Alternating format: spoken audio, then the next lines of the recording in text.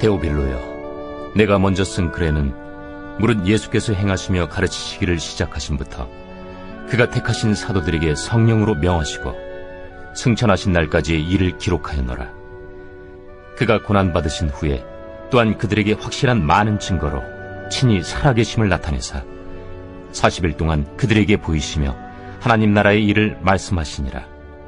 사도와 함께 모이사 그들에게 분부하여 이르시되, 예루살렘을 떠나지 말고 내게서 들은 바 아버지께서 약속하신 것을 기다리라. 요한은 물로 세례를 베풀었으나 너희는 몇 날이 못 되어 성령으로 세례를 받으리라. 그들이 모였을 때 예수께 여쭈어 이르되, 주께서 이스라엘 나라를 회복하심이 이때니까?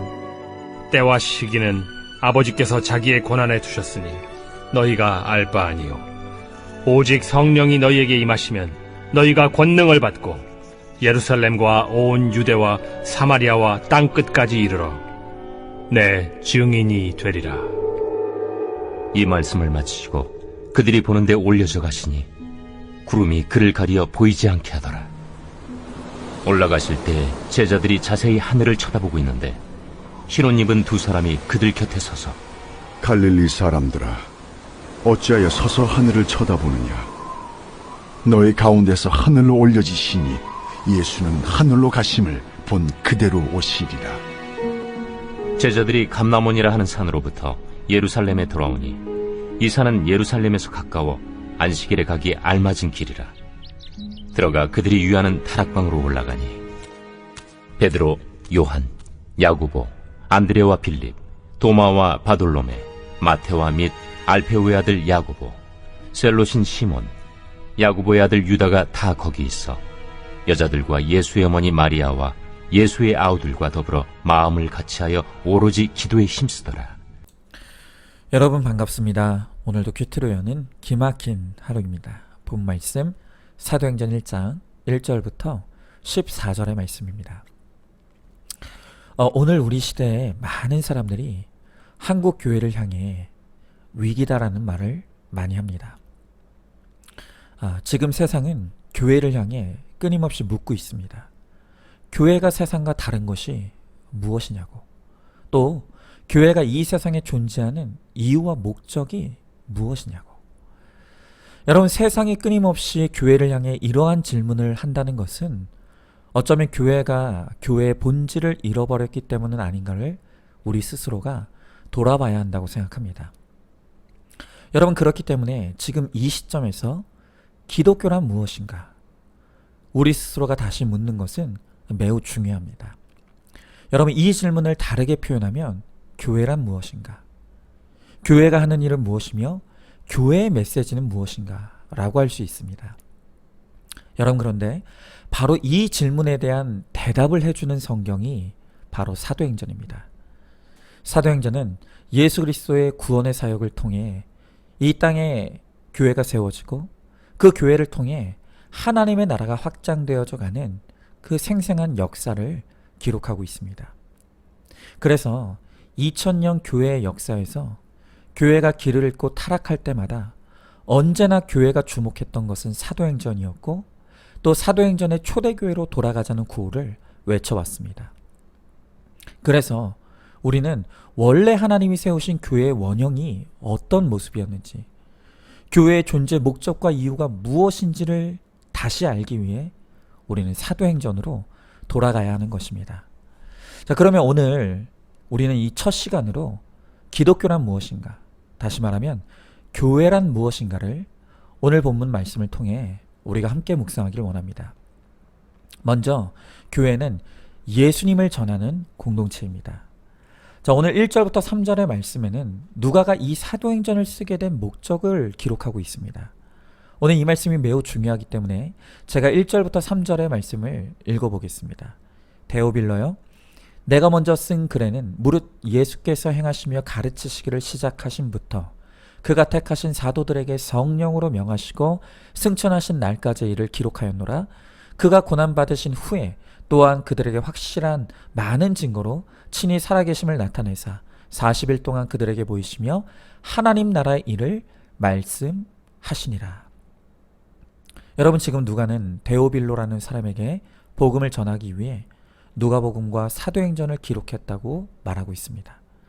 그런데 그 누가가 전하고자 하는 복음의 핵심이 무엇이라고 합니까?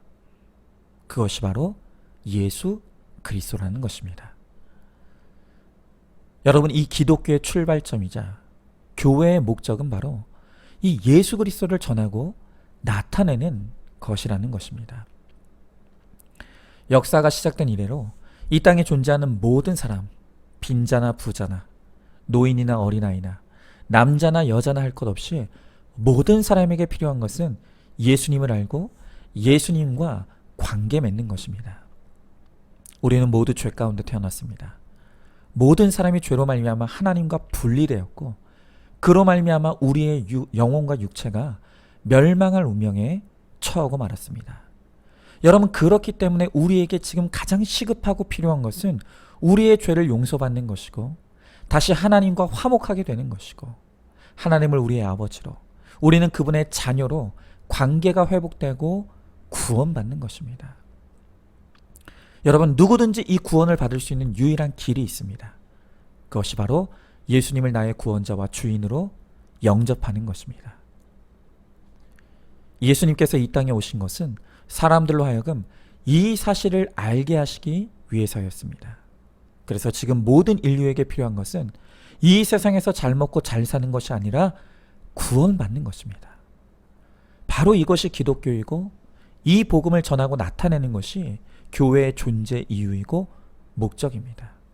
자, 그런데 기독교 역사를 통틀어서 교회가 타락할 때면 어김없이 나타나는 매우 중요한 현상이 하나가 있는데, 그것이 무엇인가 하니까 교회가 다른 예수, 다른 복음을 전하기 시작하는 것입니다. 여러분, 면목상의 이름은 같은 예수입니다. 그런데 교회가 타락할 때마다 이름은 같은 예수인데, 교회가 전하는 예수는 구원자 예수가 아닌 가난에서 구원할 예수, 질병에서 구원할 예수, 세상에 복을 주는 예수를 가르치는 것입니다. 그럴 때 교회는 생명력을 잃어버리고 타락하기 시작했습니다. 여러분, 그래서 교회의 부흥과 회복은 어떤 특별한 프로그램이나 행사가 아니라 이미 우리에게 주신 이 예수 그리스도의 복음을 훼손하지 않고 선포하는 것이 바로 교회의 부흥과 회복의 첩경이라는 것입니다. 여러분, 바로 우리들 교회가 그것을 보여주는 대표적인 사례가 아니겠습니까? 늘 말씀드리지만 우리들 교회는 교회 건물도 없었습니다. 간판도 없었습니다. 그랬기 때문에 남들이 다 하는 부흥회나 특세 같은 그런 행사나 프로그램도 해본 적이 없었다는 것입니다. 그저 유일하게 한 것은 성경을 구속사적으로 차례대로 읽는 그 큐티를 붙잡고 모든 성도들이 예수 그리스도의 복음 안에 하나 되는 것이었습니다. 그런데 그렇게 말씀대로 믿고 살고 누렸더니 이렇게 하나님께서 사도행전의 초대교회의 역사를 일으켜 주신 것이죠. 여러분, 우리는 이제 우리에게 주어진 이 예수 그리스도와 복음을 붙잡고 그 말씀대로 믿고 살고 누리는 본질을 회복해야 합니다. 그리고 예수 그리스도를 통해 나타나는 생명의 역사를 누리고 그것을 세상에 나타낼 때 교회는 비로소 교회의 존재 이유와 목적을 회복할 수 있게 될 것입니다. 자, 질문해 봅니다. 이제껏 기독교와 교회를 통해 내가 얻고자 했던 것은 무엇입니까? 기독교의 유일한 복음은 우리를 죄에서 구원하신 예수 그리스도뿐임을 믿습니까? 이름만 같을 뿐 사실은 다른 예수를 구하고 찾고 두드리는 신앙생활을 하고 있지는 않습니까? 성경을 구속사적으로 차례대로 읽는 큐티를 통해 거룩과 구원의 복을 누리시기 바랍니다. 자, 다음으로 교회는 예수님이 주인이십니다. 자, 오늘 본문에 이어지는 4절부터는 함께 모이사라는 단어를 통해 본격적으로 교회가 시작되는 모습을 보여주고 있습니다. 자, 그런데 여기서 중요한 것은 도대체 사도와 누가 함께 모였다는 것입니까? 그것은 바로 부활하신 주님께서 당신의 제자들과 함께 모이셨다는 것입니다. 여러분, 오늘 본문의 우리말 이 함께 모이사로 번역된 헬라어 시날리조는 함께를 뜻하는 쉰과 모으다라는 뜻의 동사 할리조의 합성어입니다. 그러니까 오늘 한글 성경에서는 함께 모이사라고 했지만 원래 진짜 바른 번역은 함께 모으사라는 것입니다. 여러분, 무슨 말입니까? 오늘 이 예수님의 제자들이 다시 함께 모일 수 있었던 것은 주님께서 구심점이 되어 그들을 불러 모으셨기 때문이라는 것입니다. 그렇습니다. 죄의 속성은 찢어지고 분열되는 것입니다. 제자들도 하찮은 죄인에 지나지 않습니다. 더더군다나 그들은 한결같이 무식하고 무지하며 추하고 보잘것이 없는 인간들이었습니다. 그랬기 때문에 예수님이 잠시 십자가의 죽음으로 떠나시자 그들은 뿔뿔이 흩어지고 말았습니다. 그런데 흩어졌던 그들 가운데 하나 예수님께서 임하시니 그들이 다시 모이게 되었다는 것입니다. 그리고 거기서 교회가 시작된 것입니다.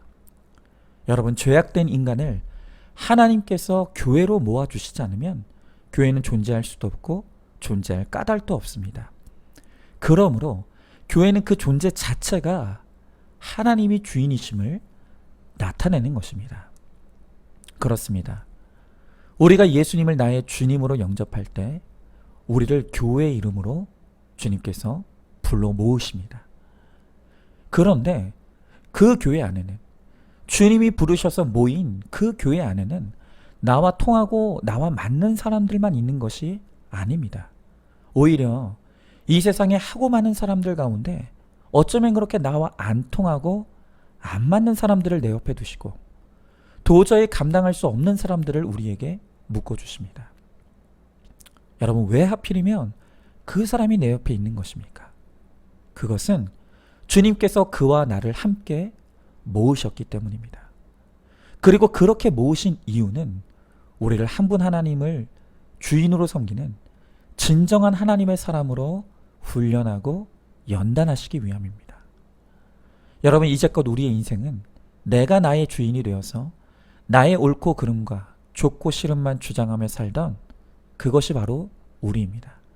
그러나 이제는 우리가 서로의 수고를 통해 끊임없이 나는 죽고 예수로 사는 거룩한 인생으로 변화되어져 가는 것입니다. 그래서 우리를 통해 하나님을 드러내고 나타내는 사명의 사람들로 하나님은 세워가시는 것입니다. 여러분, 그래서 오늘 예수님은 예루살렘을 떠나지 말라고 신신당부하십니다. 어떤 일이 있어도 하나님께서 모아주신 이 말씀과 공동체에 붙어가는 것이 실력이고 능력이라는 것입니다. 여러분, 나와 맞지 않다고, 그 사람에게 상처받았다고 시험 들고 교회를 떠나면 그 사람은 거룩한 하나님의 사람으로 변화될 수가 없습니다. 죄인이 모인 죄인의 공동체기에 그 안에 수많은 갈등도 있고 어려움도 있습니다. 그러나 그 갈등과 어려움 속에서도 말씀으로 내 죄만 보며 회개를 이루어 갈 때 우리는 예수님 닮은 예수님의 사람이 되어서 세상의 모든 사람을 품고 사랑하고 살려내는 생명의 사역을 감당할 수 있게 되는 것입니다. 자, 한번 질문해 봅니다. 내 인생의 주인이 누구입니까? 교회 안에서도 여전히 내 감정과 내 생각, 내 옳고 그름만 주장하고 있지는 않습니까? 나의 거룩을 위해 하나님께서 모으셔서 내 옆에 두신 그 사람이 누구라고 생각하십니까? 말씀과 공동체에 붙어만 있는 것이 거룩의 비결임을 믿으시기 바랍니다. 자, 이제 마지막으로 교회란 기도하는 집입니다. 자, 이제 성령의 임재를 약속하신 예수님이 하늘로 승천하시고 제자들이 가장 먼저 했던 일은 다름 아닌 기도하는 것이었습니다. 자, 오늘 말씀에 오로지 힘쓰다라는 말의 뜻은 자신을 붙들어 맨다라는 의미입니다. 그러니까 그들은 예수님이 떠나시고 그 무엇보다도 기도에 열중하였다는 것입니다. 자, 여러분, 이 제자들이 대체 무엇을 기도하기 위해 그렇게 열심을 냈겠습니까? 그들이 많은 돈 벌기를 구했을까요? 자식이 잘 되기를 구했겠습니까? 아니면 장수하여 오래 살기를 구했겠습니까? 아닙니다. 오직 그들은 약속하신 성령 받기를 기도했습니다. 예수님은 성령이 임하면 그 성령께서 너희에게 권능을 주시겠다고 약속하셨습니다. 여러분, 권능이란 두남이 있어요. 즉 폭발적인 힘과 용기와 지혜를 의미합니다. 여러분, 도대체 이 제자들이 성령으로부터 힘과 용기와 지혜를 얻어서 하고자 하는 것이 무엇이었겠습니까? 그것은 바로 제자다운 삶이었습니다. 그 얻은 능력으로 자기 야망과 출세를 이루고자 하는 것이 아니라 예수 그리스도의 증인이 되는 제자다운 삶을 살고자 그들은 그렇게 간절히 성령을 구하고 성령의 능력을 사모했던 것입니다. 여러분, 바로 우리도 이렇게 간절히 구하며 기도해야 될 것이 다움을 회복하는 것입니다. 교회가 교회다움을 회복해야 합니다. 목사가 목사다움을 회복하고 성도가 성도다움을 회복해야 합니다. 여러분, 지금 세계 기독교 역사에서도 유례를 찾기 힘들 정도로 한국 교회가 빠르게 부흥하고 성장했습니다. 그리고 1000만 크리스천이라고 말하면서 많은 숫자를 자랑하는데 왜 도대체 교회는 위기라고 말하는 것입니까? 그것은 우리가 다움을 잃어버렸기 때문입니다. 교회다움, 목사다움, 성도다움을 잃어버린 것이 그것이 바로 위기의 본질인 것입니다. 여러분, 왜 우리가 이 다움을 잃어버렸습니까? 우리가 인생의 목적이 타락하여서 온통 세상의 성공과 출세만 구하느라 이 거룩을 잃어버렸기 때문입니다. 우리가 이제부터라도 신령한 권능을 사모하고 구해야 합니다. 그리고 그 신령한 권능을 받아 하나님이 주시는 힘과 능력과 지혜로 날마다 거룩하여져 가야 합니다. 그럴 때 우리가 교회다움, 목사다움, 성도다움을 회복할 수 있고, 그것을 회복하게 될 때 세상의 빛과 소금, 또 세상의 소망이 될 수 있는 것입니다. 여러분, 바로 그것을 위해 이제 기도에 힘쓰라고 말씀하십니다. 더 이상 다오다오의 기복적인 기도를 멈추고 거룩과 구원을 구하라고 하십니다. 우리가 거룩을 구하고 구원을 구할 때 하나님은 가장 기뻐하십니다. 그리고 그것에 필요한 힘과 능력과 지혜를 아낌없이 부어주실 것입니다. 지금 우리 교회가 이 큐티를 강조하다 보니까 기도가 약화된 것을 느끼고 있습니다. 그러나 오늘 주님은 우리들에게 오로지 기도하라고 말씀하십니다. 기도에 힘쓰라고 말씀하십니다. 우리가 매일 큐티하듯이 딱 그 시간만큼 우리가 기도하기를 게을리하지 말아야 합니다. 이제 우리는 무엇을 위해 기도해야 될지를 알고 있습니다. 그렇게 이제는 적극적으로 거룩과 구원을 구하며 그것에 필요한 능력을 구해야 합니다. 그러면 하나님께서 그것뿐만이 아니라 내가 구한 것보다 더 좋은 것을 아낌없이 우리들에게 부어주실 줄로 믿습니다. 자, 한번 질문해 봅니다. 지금 내가 간절히 구하는 기도의 제목이 무엇입니까? 여전히 세상의 것만을 구하며 응답이 없다고 불평하고 있지는 않습니까?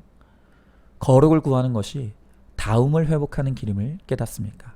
교회다움, 사역자다움, 성도다움을 위해 권능을 구함으로 가장 좋은 응답을 누리시기 바랍니다. 자, 오늘도 7월 1일 보석상자입니다. 돈과 음란과 중독으로 힘들게 하는 가족을 보면서 그것이 내가 온전하지 못하고 구비하지 못했기 때문에 생긴 일이라는 걸 깨닫는 것이 모든 문제의 해결입니다. 아멘. 오늘도 큐티로 기막힌 하루를 살아내는 하늘가족 공동체 우리 모든 성도님 되시기를 주님의 이름으로 축복합니다.